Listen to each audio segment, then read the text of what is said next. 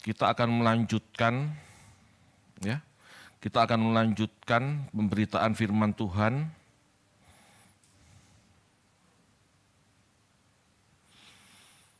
dengan tema besar kasih.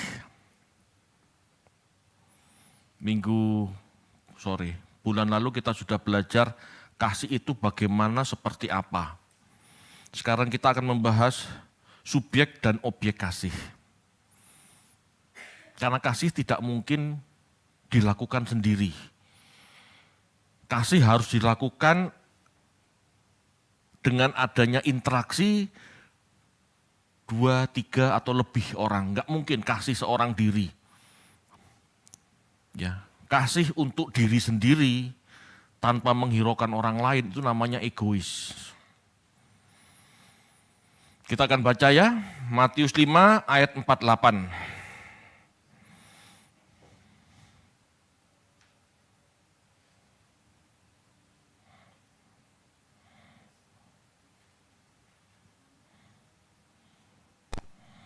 Matius 5 ayat yang ke-48, karena itu haruslah kamu sempurna sama seperti Bapamu yang di surga adalah sempurna. Yap. Bapak Ibu, kita sering mendengar ayat ini dibaca di gereja, disampaikan di gereja, tapi kita tidak paham. Sempurna di mana? Sempurna dalam hal apa? Karena manusia, Bapak Ibu, tidak mungkin sempurna dalam segala hal. Paling gampang, paling mudah gitu ya. Mampukah manusia sempurna dalam hal pengetahuan? Tidak mungkin. Allah Maha Tahu, manusia mungkin tidak Maha Tahu. Tidak mungkin. Ya, tidak mungkin. Lihat aja orang Indonesia, malas belajar, gitu ya. Mana bisa jadi tahu banyak, Maha Tahu apalagi, tidak mungkin. Bahkan orang rajin pun punya keterbatasan dalam belajar, memahami 1-2 hal. Tidak mungkin semua hal dia pahami. Kalau kita melihat konteks ayat ini, jika kita baca ayat-ayat di atasnya, ayat 38 sampai 48, maka kesempurnaan yang dimaksud adalah kasih. Kesempurnaan yang dimaksud dalam konteksnya adalah kasih. Hendaklah kamu sempurna seperti Bapamu di sorga adalah sempurna, itu dalam hal kasih. Sehingga untuk memahami ayat ini Bapak Ibu, kita perlu membedah ya, apa itu kasih, siapa subjek dan objek kasih, dan apa itu namanya sempurna, dan apa itu sempurna. Gitu ya. Dari bentuk kasih yang sudah dijelaskan Paulus ya di pertemuan bulan lalu, kasih yang dipakai adalah agape. Bukan sekedar perasaan, bahkan bukan perasaan, melainkan sikap hati, sebuah keputusan atau komitmen untuk bertindak baik atau benar seperti kehendak Allah. Baik, benar, seperti kehendak Allah. Kita baca yuk, 2 Yohanes 1 ayat 6.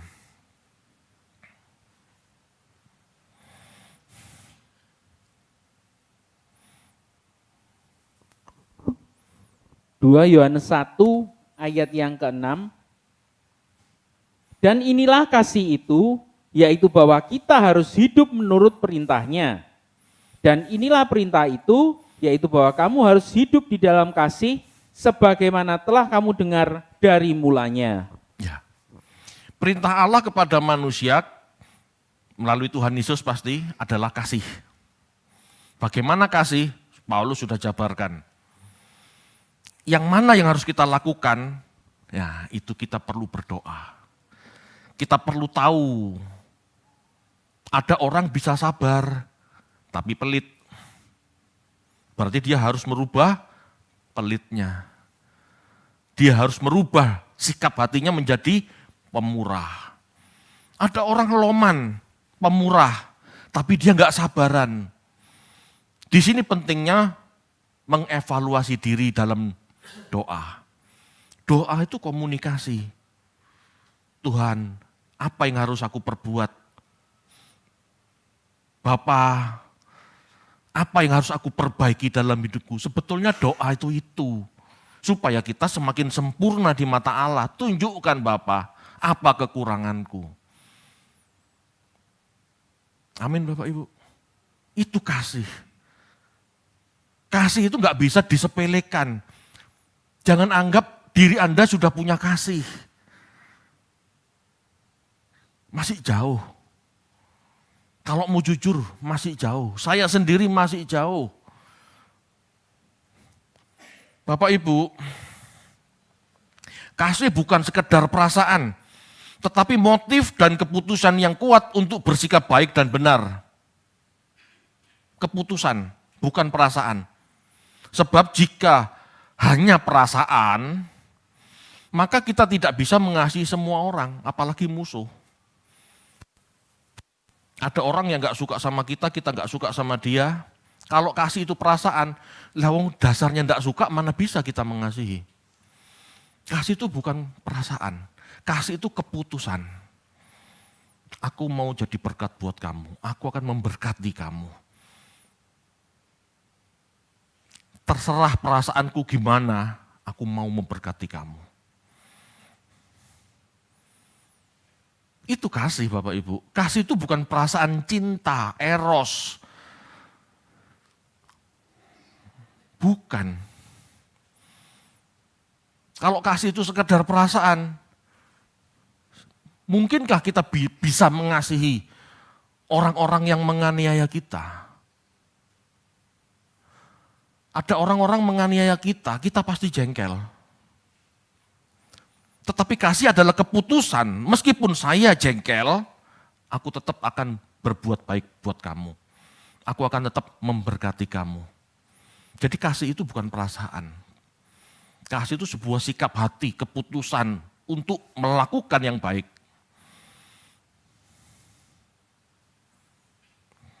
Bapak Ibu, kalau sebulan lalu kita sudah belajar apa itu kasih, bagaimana itu kasih. Sekarang kita masuk subjek dan objek kasih. Siapa yang memberi dan siapa yang menerima kasih. Sebab kasih idealnya demi kebaikan bersama, bahkan orang lain. Tidak bisa kita lakukan hanya untuk diri sendiri, itu namanya egois. Contoh, ya ini misalnya, kasih itu sabar, ya makrotumei. Artinya bersabar secara aktif, memberi waktu bagi orang lain untuk berubah. Tetap mengasihi meskipun disakiti, tetap mengasihi meskipun menjengkelkan. Siapa yang harus bersabar dan kepada siapa kesabaran diberikan? Seringkali Bapak Ibu, Pak Guru di kelas itu jengkel sama muridnya yang rame sendiri, ngomong sendiri. Betul enggak Pak Erwin? Kalau dulu guru saya, anak-anak didiknya ribut, dilempar penghapus. Itu kasih Bapak Ibu, supaya kita bisa fokus. Berarti yang mengasihi itu Pak Guru kepada muridnya. Ya. Ada dua belah pihak. Tidak mungkin sendiri. Pak Guru mengasihi murid, lalu karena muridnya ribut, dia tidak mau negur. Ya itu bukan kasih. Itu bukan kasih. Dia menjaga perasaannya sendiri kalau seperti itu. Kasih itu ada sebuah tindakan supaya orang lain itu mendapatkan berkat dari sikap kita. Kalau Pak Guru, meskipun anak didiknya ribut, lempar penghapus, dia tetap mengajar.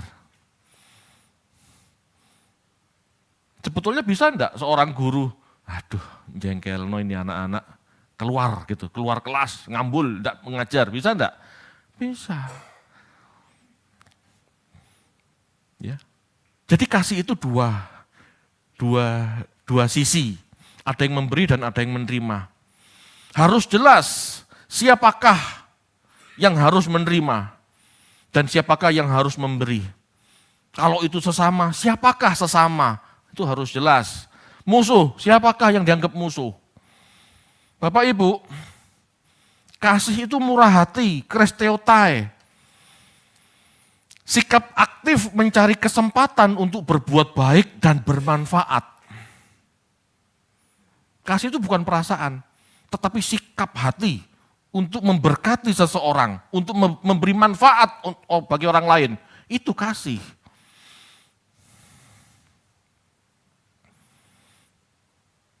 Bapak Ibu, siapa yang menerima kemurahan?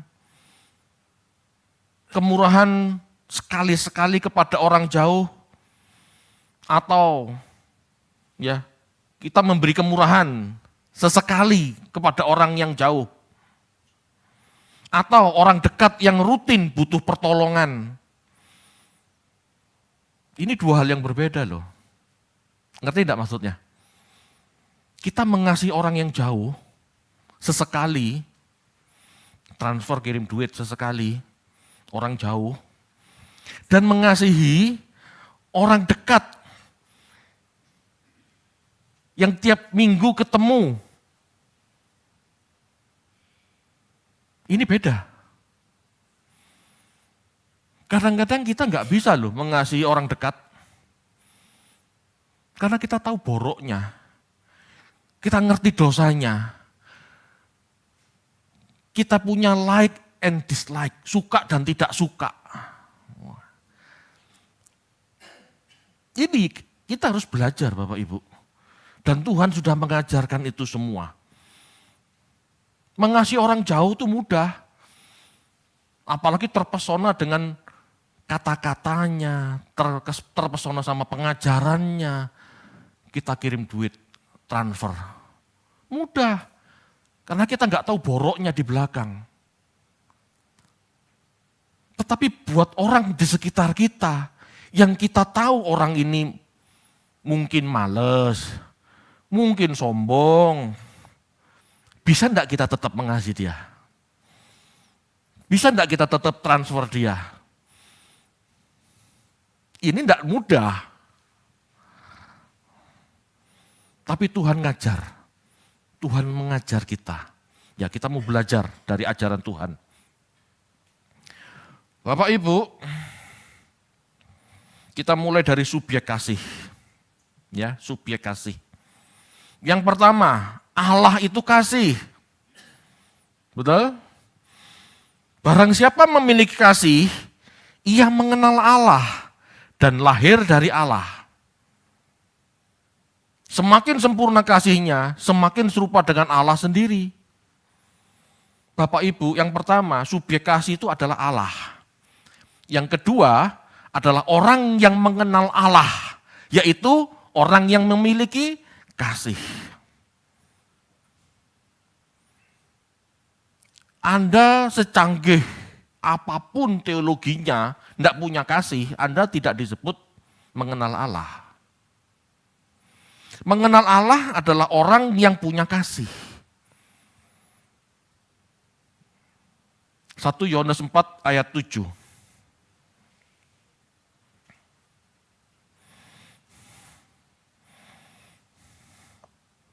1 Yohanes 4 ayat yang ke-7, saudara-saudaraku yang kekasih, marilah kita saling mengasihi, sebab kasih itu berasal dari Allah.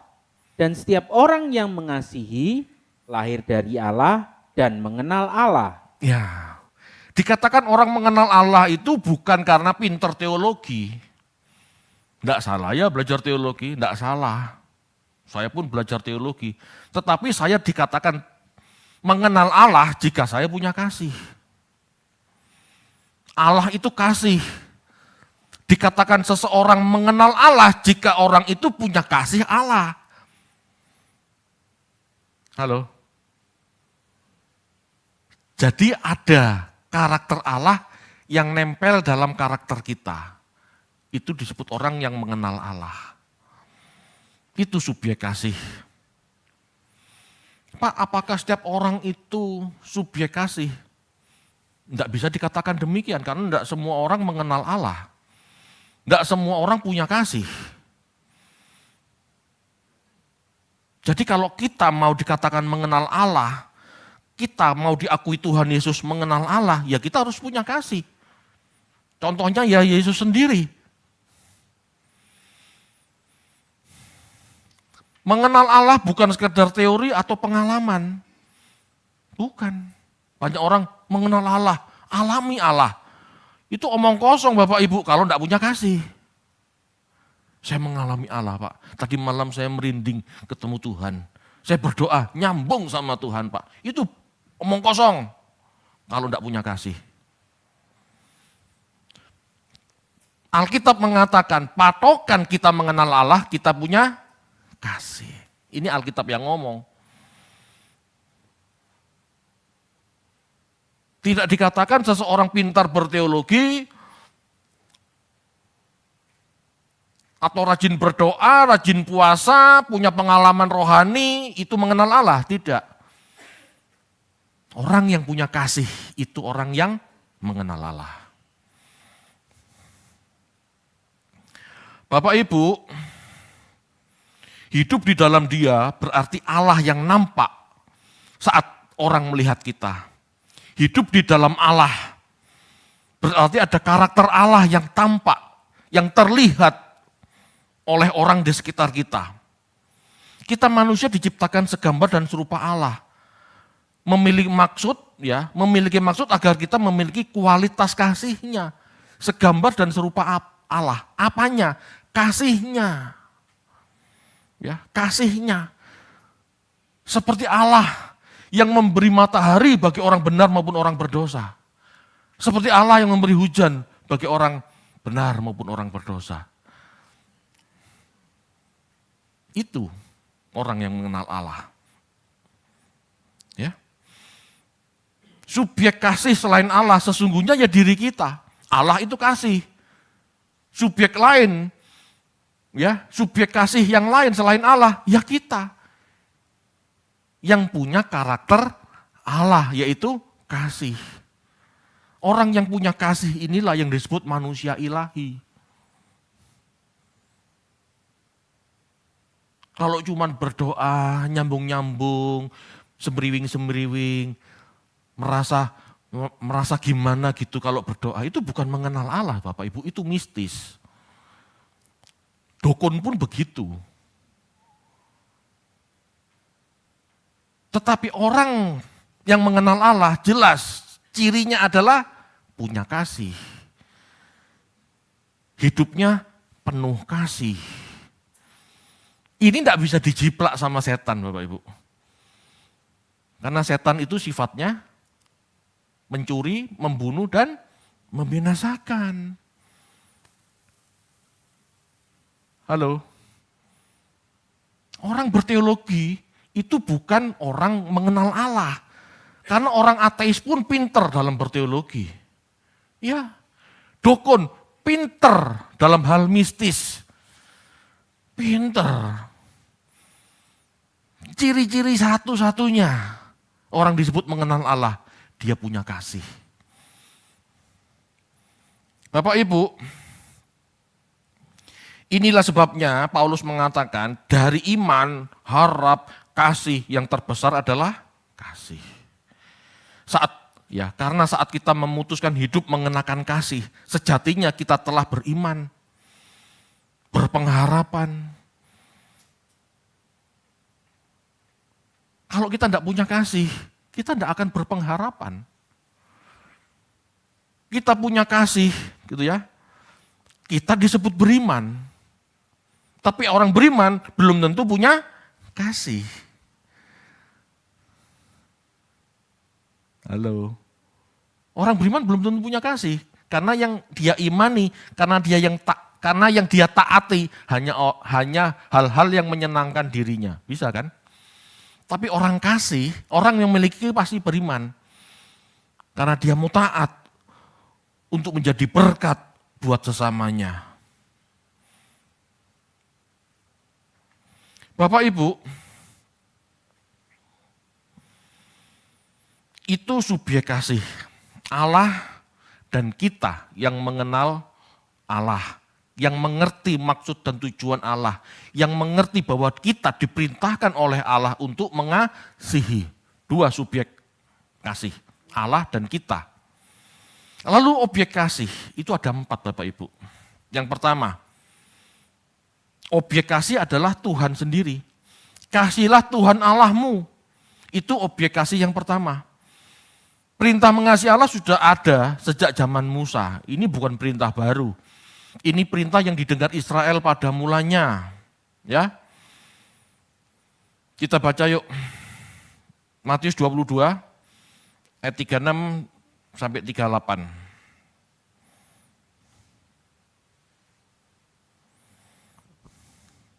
Matius 22 ayat yang ke-36 sampai 38. Guru, hukum manakah yang terutama dalam hukum Taurat? Jawab Yesus kepadanya, kasihilah Tuhan Allahmu dengan segenap hatimu dan dengan segenap jiwamu dan dengan segenap akal budimu. Itulah hukum yang terutama dan yang pertama. Kita bandingkan yuk dengan Ulangan 6 ayat 5.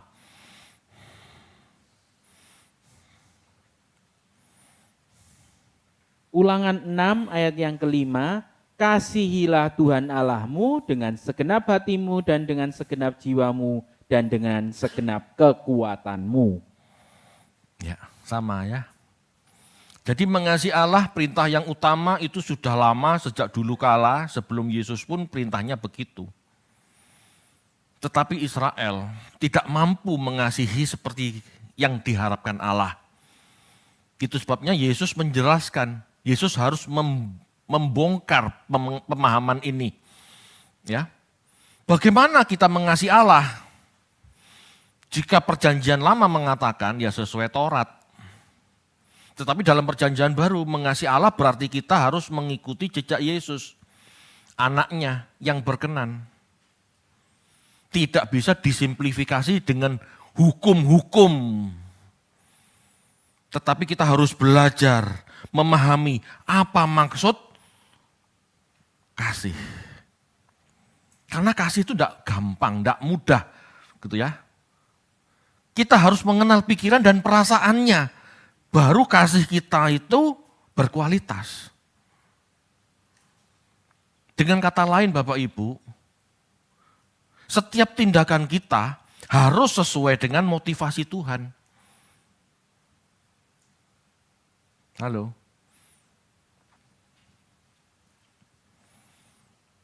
Pada saat murid-murid lapar, dia memetik gandum di ladang.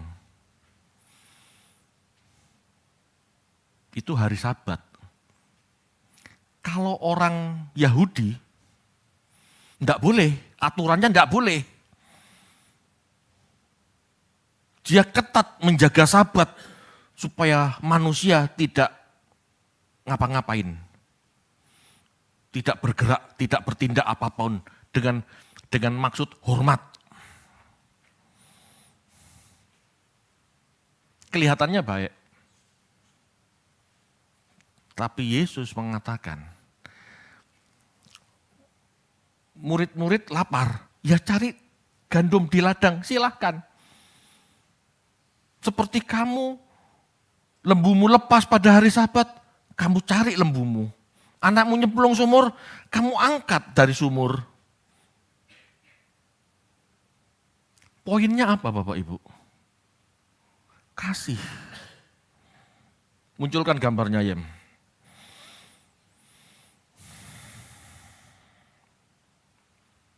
Ya, Bapak Ibu, dalam beragama, agama itu seperti lingkaran ini loh. Kalau dikupas lebih dalam baru ketemu kebenaran. Dalam agama, kulit paling luar itu tradisi. Dari tradisi muncul hukum. Dari hukum, memahami hukum, baru kita mengerti kebenaran. Hari Sabat Bapak Ibu, itu bermula dari tradisi perbudakan di Mesir. Ya. Awalnya diadakan Sabat karena Allah mengasihi manusia. Allah tidak kepingin manusia diperbudak sesamanya. Maka muncullah hukum, kuduskan hari Sabat. Jadi hari Sabat itu Bapak Ibu kebenarannya apa? Perhentian, istirahat. Jadi hari Sabat itu sebetulnya diadakan untuk manusia, bukan untuk Allah loh. Kita ibadah, tidak ibadah, dia tetap Allah. Kita nyembah, tidak nyembah, dia tetap Allah.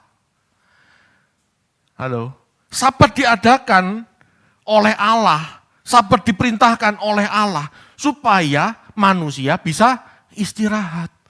Itu bentuk kasih Allah kepada manusia. Allah begitu mengasihi manusia. Jangan sampai manusia mati kehabisan tenaga, mati stres, diperbudak setiap hari. Saat itu konteksnya seperti itu. Allah itu mengasihi kita. Sehingga diberi hari Sabat untuk berhenti bekerja. Sehingga dalam perhentian kita dari pekerjaan, kita punya me time. Me time. Healing, memulihkan otot-otot yang capek karena kerja, memulihkan jiwa yang stres, ibadah supaya mendapatkan pencerahan rohani, siraman rohani yang menguatkan. Jadi kalau Yesus mengatakan Sabat untuk manusia, bukan manusia untuk Sabat, itu tujuannya kasih, bukan mengkultuskan hari-hari. Konteksnya itu kasih. Banyak orang salah paham, dipikir hari Sabat untuk Tuhan. Lah ngapain juga?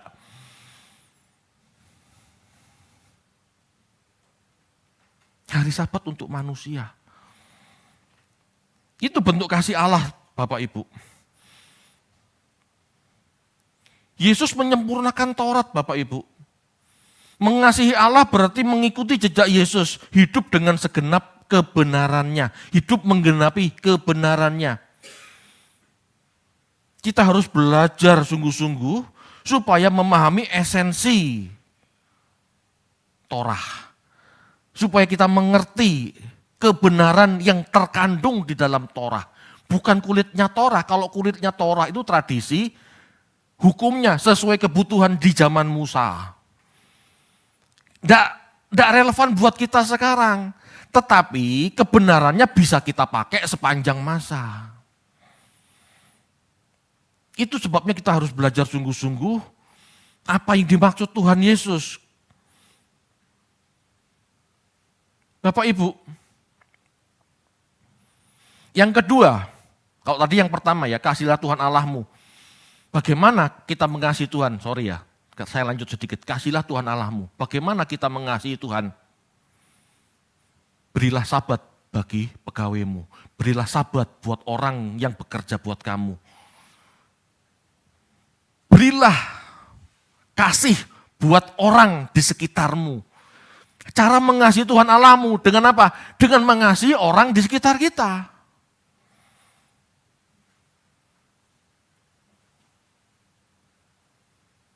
Halo. Kita kadang-kadang mengasihi Allah. Yang gimana mengasihi Allah? Ngasih duit. Tuhan tidak butuh duit. Mengasihi Allah, gimana mengasihi Allah? Doa penyembahan. Tuhan nggak butuh doa penyembahan. Bukan nggak boleh doa penyembah ya. Ya kita sebagai umat ciptaan wajib menyembah dan berdoa, wajib. Tetapi Tuhan sendiri kebutuhan itu tah. Di sorga sudah ada yang memuji Dia 24 jam.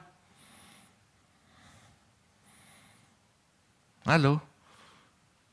Cara mengasihi Tuhan Allah adalah mengasihi segenap ciptaan, mengasihi sesama manusia. Itu mengasihi Tuhan Allah. Berikutnya, perintah yang kedua, yang berikutnya, kasihilah sesamamu. Objek kasih yang kedua sama dengan yang pertama. Ya, hukum yang terutama Tuhan Yesus mengatakan, kasihilah sesamamu. Ya. Seperti yang pertama.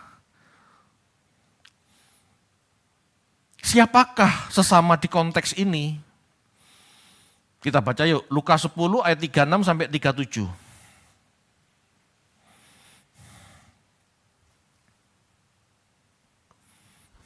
Lukas 10 ayat yang ke-36 dan ke-37. Siapakah di antara ketiga orang ini menurut pendapatmu adalah sesama manusia dari orang yang jatuh ke tangan penyamun itu? Jawab orang itu, orang yang telah menunjukkan belas kasihan kepadanya. Kata Yesus kepadanya, pergilah dan perbuatlah demikian. Bapak Ibu, kita sering membaca ayat ini ya. Sesama manusia bukan berarti semua manusia sampai ke ujung bumi. Bukan. Kita terbatas Bapak Ibu. Tuhan tahu kita tidak mungkin mengasihi semua umat manusia di kutub utara sana, enggak lah. Jangankan begitu, kita mengasihi orang yang terlalu jauh, yang tak terjangkau, kita saja sudah tidak bisa kan. Sesama manusia bukan berarti semua manusia sampai ke ujung bumi. Ini contoh yang dikenakan Yesus adalah imam, Lewi, dan orang Samaria. Ini berarti orang di sekitar kita. Tetapi yang termasuk adalah bangsa lain. Bapak Ibu, awalnya sesama dipahami oleh orang Yahudi itu adalah sebangsa. Ya. Imamat 19 ayat 18, coba dibaca yuk.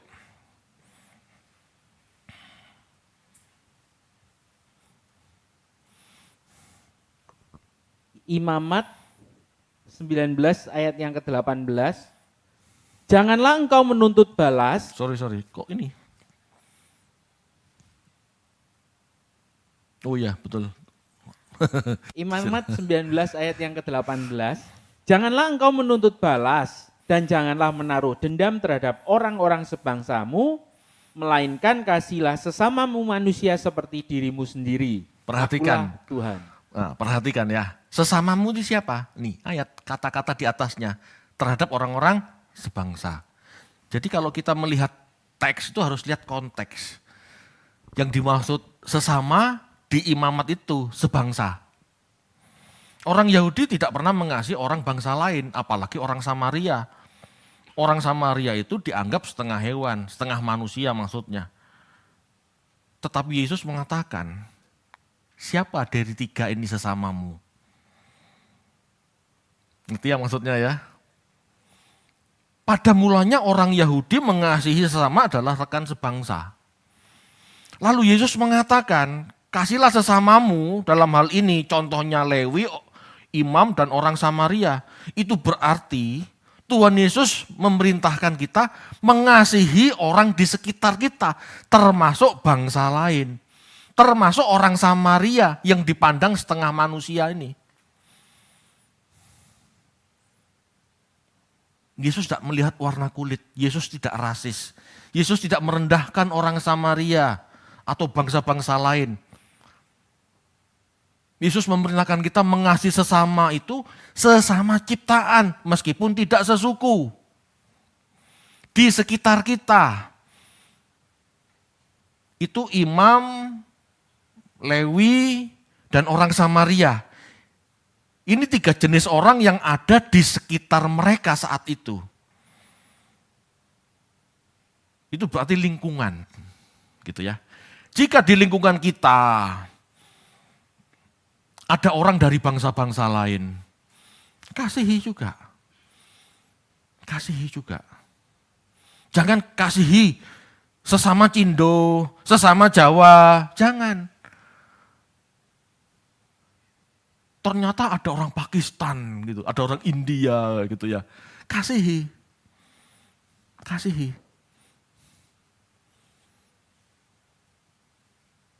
Kita tidak kenal mereka, tapi kasihi.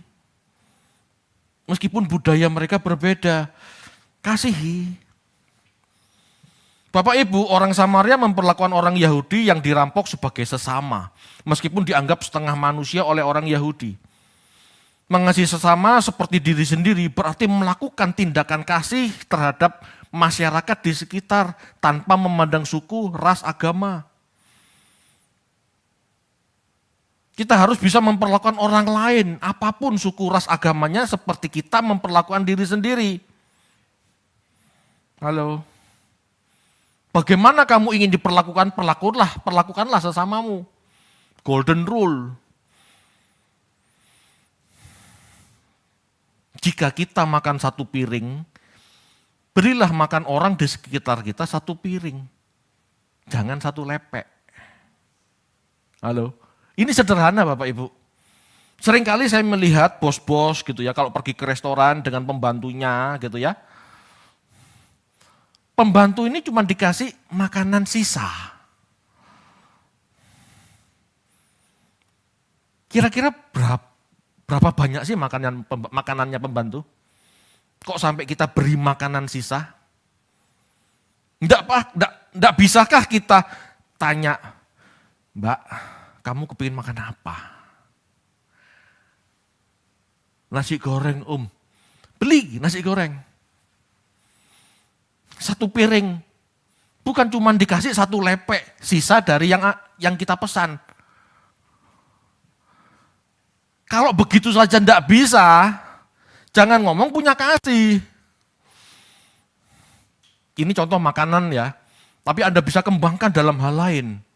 Perlakukanlah sesama kita seperti kita memperlakukan diri sendiri.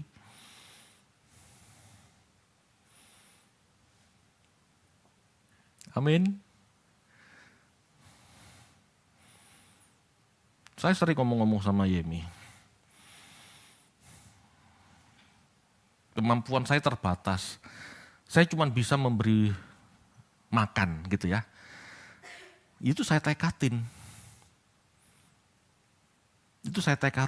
Orang dekat saya enggak boleh kelaparan. Orang dekat saya harus kenyang. Itu tekad saya. Dan saya tidak memperlakukan orang yang dekat saya dengan makanan yang berbeda. Apa yang saya makan, itu yang dimakan orang lain.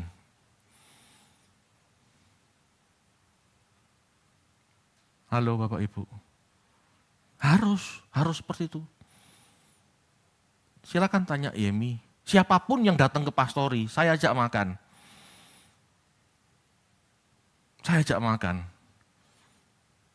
Anda kalau mau ke pastori, saya ajak makan. Betul. Loh, kalau saya tidak punya yang lain, saya punya cuma makanan. Tetapi masalahnya kan tidak semua orang suka makanan yang saya makan kan. Nah itu jadi masalah. Kalau Anda suka babi hong, silakan ke rumah. Bapak Ibu, kita belajar memperlakukan orang lain sama seperti kita memperlakukan diri kita. Kita ingin diperlakukan seperti apa? Seperti itulah.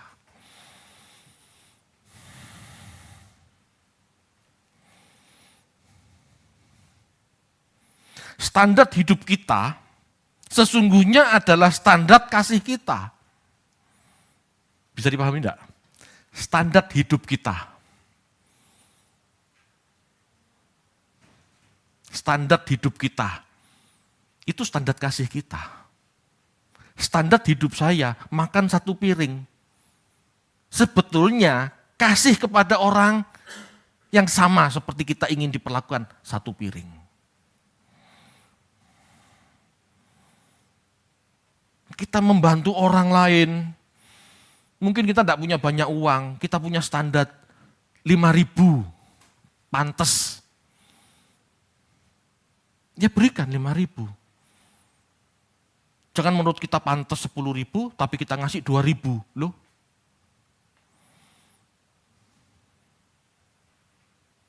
Ayo Bapak Ibu, ada sebuah peribahasa bagus, diberi banyak dituntut banyak.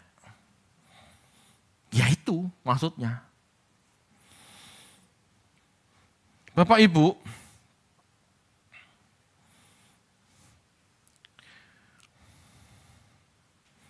Kita akan baca yuk Markus 12 ayat 33 sampai 34.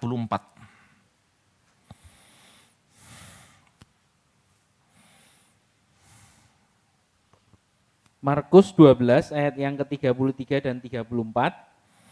Memang mengasihi dia dengan segenap hati dan dengan segenap pengertian dan dengan segenap kekuatan dan juga mengasihi sesama manusia seperti diri sendiri adalah jauh lebih utama daripada semua korban bakaran dan korban sembelihan.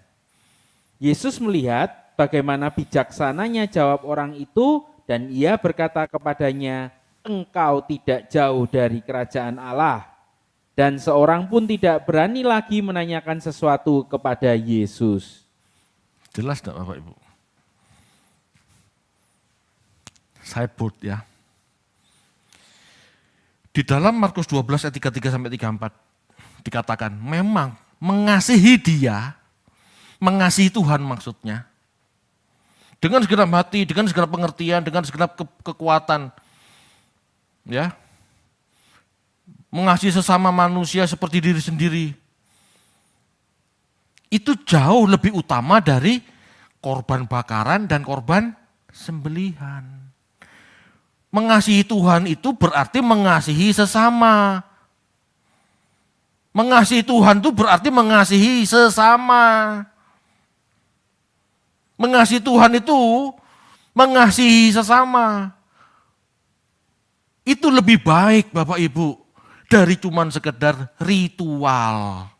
Dari sekedar korban bakaran dan korban sembelihan. Korban bakaran dan korban sembelihan itu kan ibadah Yahudi kuno.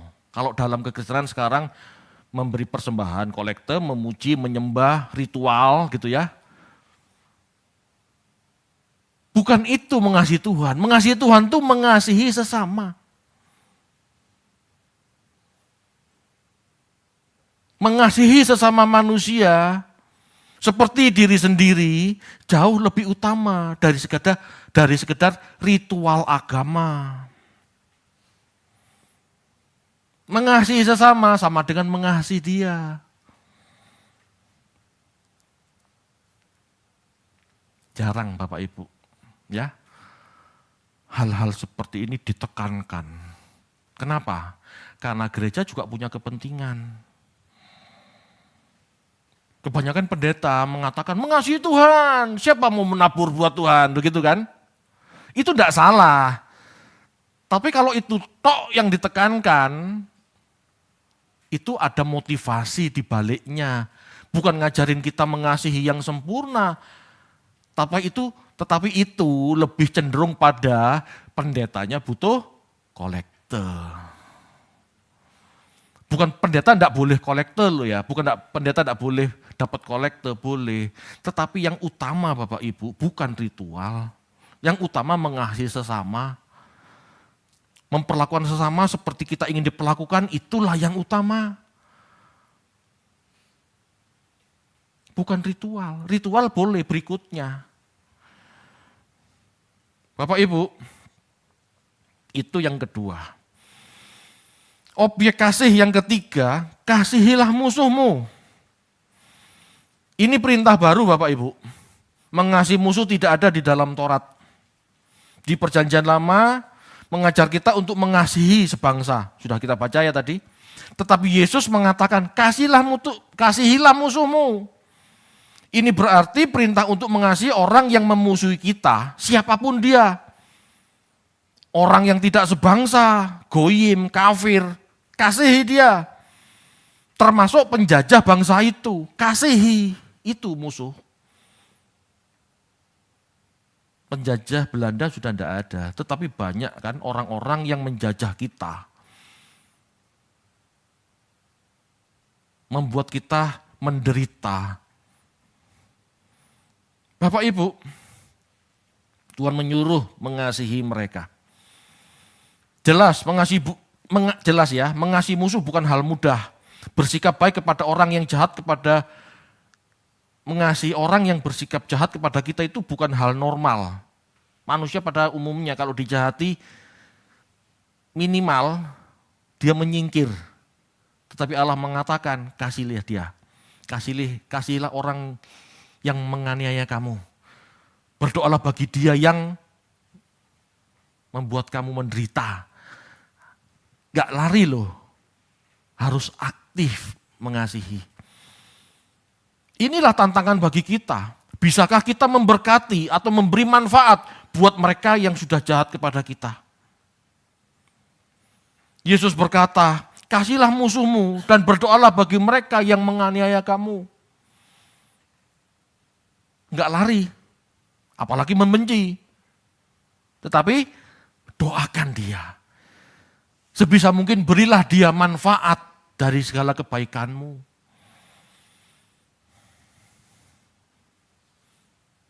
Berat ya? Ya berat. Karena Allah ingin kita menjadi serupa dengan dia. Bapak Ibu, tidak salah orang menuntut di pengadilan untuk membuktikan kesalahan. Tetapi lebih mulia jika seseorang mencabut gugatan sebagai bentuk pengampunan. Lebih mulia. Anda diajar untuk menjadi baik, berkenan, dan sempurna. Berikutnya, objek kasih yang keempat. Saling mengasihi dalam komunitas seperti Yesus. Duh Pak, itu enggak kebalik. Enggak. Saling mengasihi dalam komunitas, jangan dipikir lebih mudah. Perintah baru diberikan kepada murid-murid, ya, yaitu mengasihi rekan sekomunitas, saling mengasihi, gitu ya. Perintah itu adalah supaya murid-murid saling mengasihi satu dengan yang lain seperti Yesus mengasihi. Kita baca yuk, Yohanes 13 ayat 34 sampai 35. Perhatikan, ini Yesus bicara kepada murid-murid, bukan kepada orang banyak, hanya kepada murid-murid. Yohanes 13. Yohanes 13 ayat yang ke-34 dan 35. Aku memberikan perintah baru kepada kamu, yaitu supaya kamu saling mengasihi. Sama seperti aku telah mengasihi kamu, demikian pula kamu harus saling mengasihi. Dengan demikian, semua orang akan tahu bahwa kamu adalah murid-muridku, yaitu jikalau kamu saling mengasihi. Bapak Ibu, objek kasih yang keempat adalah rekan kita seperjuangan. Mengasihi rekan seperjuangan itu tidak lebih mudah daripada mengasihi musuh. Mengasihi rekan seperjuangan bisa jadi lebih berat dari orang yang kita anggap musuh atau orang yang memusuhi kita. Tahu kenapa? Ya karena kita tahu wataknya, kita tahu kesehariannya. Kasih model ini lebih sulit daripada mengasihi musuh. Sebab musuh tidak sering ketemu. Betul? Sama orang yang menjengkelkan kita, membenci kita. Belum tentu kita ketemu setiap hari kan. Tetapi ini rekan satu komunitas yang tiap saat ketemu. Hai murid-murid, kasihilah sesamamu. Dalam arti murid-murid sesama murid gitu ya. Kasihilah, saling mengasihilah kalian, itulah. Kasih Yesus kepada murid-muridnya adalah kasih kepada calon pengkhianat. Kenapa saya katakan saling mengasihi sesama murid-murid Tuhan itu berat? Karena kita mengasihi orang-orang yang bakal mungkin saja berkhianat pada kita. Anda ngerti maksud saya? Petrus dan Yudas adalah orang-orang dalam pemuritan Yesus. Yesus sebagai guru, mereka murid-murid. Tetapi Petrus dan Yudas mengkhianati Yesus. Betul? Pada saat Yesus disalib, Petrus nggak ngaku kalau dia muridnya. Nggak kenal aku, nggak kenal. Bahkan Yudas menjual Yesus.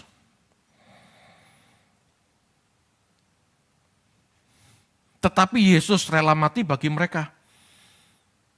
Yesus rela mati bagi murid-muridnya. Yesus rela mati bagi rekan sejawatnya. Yesus rela mati bagi mereka yang menyalahpahaminya. Petrus, Yudas, ini kan sebetulnya salah paham. Petrus dan Yudas ini sebetulnya kan pengikut pengertian Mesias adalah pahlawan perang. Salah paham. Bapak Ibu, tuntutan bagi murid adalah bukan hanya mengasihi musuh, tetapi mengasihi sahabat yang berkhianat. Kalau Anda mengampuni musuh, itu lebih mudah sebetulnya. Kenapa? Sudah pada dasarnya sudah tidak suka, sudah ngerti. Hati ini sudah tersetting mengasihi musuh. Betul. Tetapi kepada sahabat, rekan kerja yang setiap hari ketemu, berkhianat, itu sakitnya lebih dari musuh loh. Betul nggak? Bisa ngerasakan nggak? Atau Anda tidak pernah dikhianati mungkin? Halo?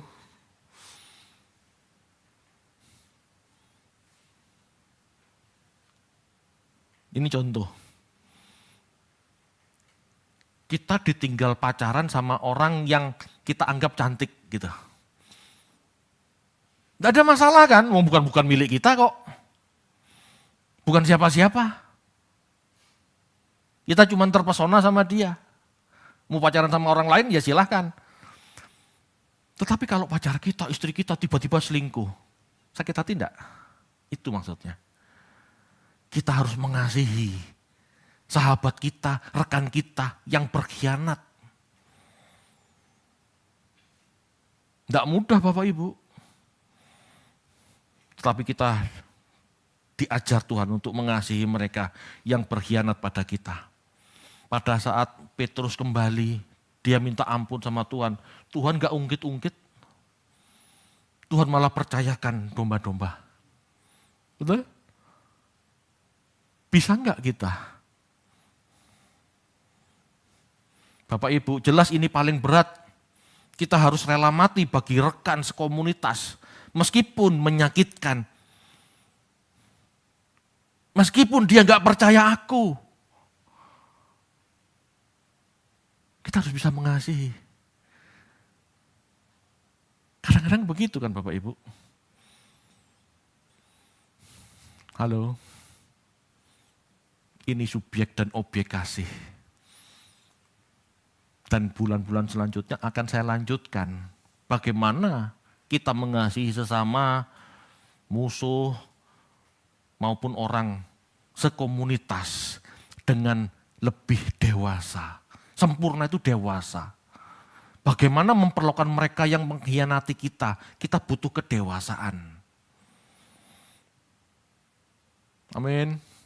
Mari kita berdoa.